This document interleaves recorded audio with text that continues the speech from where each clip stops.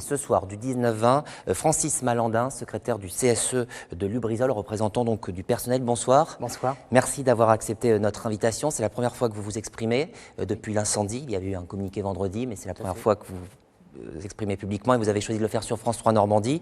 Ça fait 31 ans que vous travaillez sur le site rouennais. Qu'avez-vous ressenti quand vous êtes arrivé sur place au petit matin du drame? Alors je suis en effet arrivé sur place le jeudi matin. Alors avant de démarrer sur le ressenti, j'ai quand même un message à passer par rapport aux équipes intervenantes Lubrizol qui sont arrivées en premier sur le lieu et qui ont fait preuve d'un courage, d'un professionnalisme et d'un sang-froid extraordinaire. Et bien sûr, je remercie les services publics, les pompiers qui se sont associés pour éteindre cet incendie.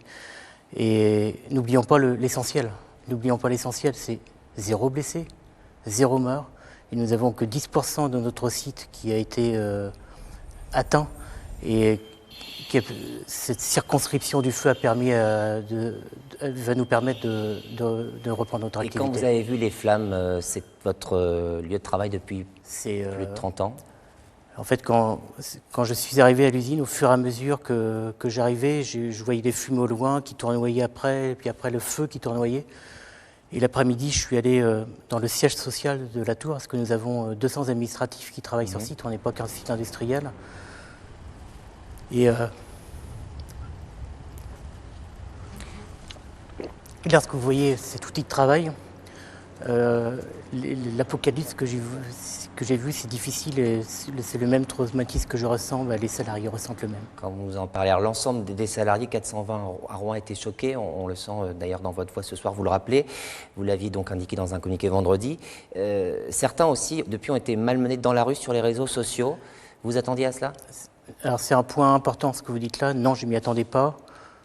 Aujourd'hui, il faut savoir que des salariés, des conjoints, des enfants dans les cours d'école sont agressés. C'est insupportable.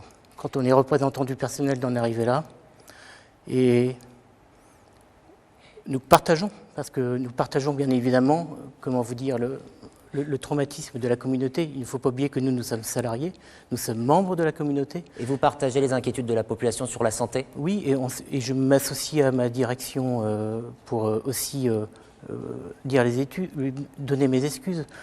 Mais comprenez bien que ce Lubrizol bashing qu'il y a sur les réseaux sociaux, qui conduit à ça, des responsables politiques comme Madame Ségolène Royal, qui nous traite de menteurs, qui nous traite de voyous, je pense que pour faire la promotion de son livre, elle pourrait le faire autrement. Aujourd'hui, c'est insupportable pour nous. Il est temps que nous sommes des êtres humains. Les êtres humains, on a de la raison. Il est temps que le moment de la raison est arrivé et débattons sereinement, mettons les débats sur la table. Sur l'aspect sanitaire, vous faites appel malgré tout à une expertise, racontez-nous. Oui, il y a des tas, et c'est logique, des tas d'expertises qui ont lieu. Nous sommes représentants des salariés. Donc il faut que les salariés, à un moment donné, ils aient une expertise indépendante qui vient d'eux. Et donc nous allons faire cette expertise santé. C'est quoi l'objectif? Parce que vous ne faites pas confiance à ce qui est donné aujourd'hui au niveau de l'État? C'est parce que les salariés en ont besoin. Et justement, nous allons nous servir des données de l'État. C'est quoi l'objectif d'une expertise santé? Nous allons avoir le déroulé des opérations, en face les équipements de protection individuelle qui étaient portés par nos salariés, et en face recueillir toutes les données d'analyse de l'air qui sont disponibles. Et donc la préfecture les dispose et nous allons les utiliser. Et au bout du bout, c'est quoi l'objectif? C'est de dire à nos salariés comment est-ce qu'ils ont été exposés ou pas, de mettre en place un suivi médical renforcé. Et notre expertise, ce sera une opportunité de voir si on est en phase avec ce qui se dit au niveau de la préfecture. Et si c'est moins disant, si l'expertise est moins disante, eh ben on gardera évidemment le suivi médical renforcé qu'on a mis en place. Et si c'est majorant, ben c'est une belle opportunité de renforcer le contrôle médical. Un mot de l'avenir pour l'entreprise. Il y a le PDG Eric Schneur qui est venu ce week-end. Est-ce qu'il vous a rassuré, et notamment concernant les mois à venir? Et est-ce qu'il y aura des mesures de chômage technique, par exemple? Alors oui, il nous a rassurés. Avec mes deux collègues des deux autres syndicats, nous avons discuté 1h15 avec lui.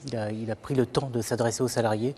Et oui, il nous a rassurés par rapport à nos emplois. Et Aujourd'hui, c'est le temps du déblayage, le temps de la remise en sécurité du site. Et ce temps-là, il sera plus ou moins long. Il nous assurait que les salaires seraient maintenus à 100% sans avoir recours à des dispositifs gouvernementaux. Merci beaucoup François Malandin pour cet entretien ce soir. Francis. Francis Malandin, excusez-moi, pour cet entretien ce soir sur France 3 Normandie.